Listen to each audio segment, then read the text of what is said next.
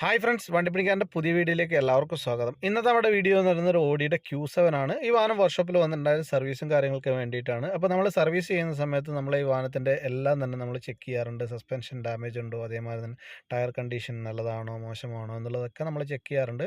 അതേമാതിരി തന്നെ അതിൻ്റെ വേറെ ലീക്കോ കാര്യങ്ങളോ എല്ലാം നമ്മൾ ചെക്ക് ചെയ്യും. പക്ഷേ ആ കൂട്ടത്തിൽ നമ്മൾ കണ്ടിരിക്കുന്ന ഒരു കംപ്ലയിൻ്റ് ആണ്, ഇതിൻ്റെ സസ്പെൻഷൻ ബുഷ് കംപ്ലീറ്റ് ആയിട്ട് പൊട്ടിയിട്ടുണ്ട്. നിങ്ങൾക്ക് കാണാം.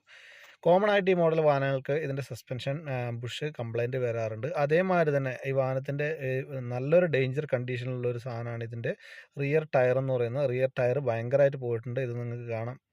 ഒരിക്കലും ഡ്രൈവ് ചെയ്യാൻ പറ്റാത്തൊരു കണ്ടീഷനിലാണ് ഇതിൻ്റെ ടയർ ഉള്ളത്. ഇത് കണ്ടല്ലോ. എപ്പോഴാണ് ഈ വാഹനത്തിൻ്റെ ടയർ പൊട്ടുക എന്നുള്ളതും നമുക്ക് അറിയാൻ സാധിക്കത്തില്ല. ആ ഒരു കണ്ടീഷനിലാണുള്ളത്. അപ്പോൾ നമ്മൾ എസ്റ്റിമേഷനും കാര്യങ്ങളൊക്കെ റെഡിയാക്കിയിട്ടുണ്ട്.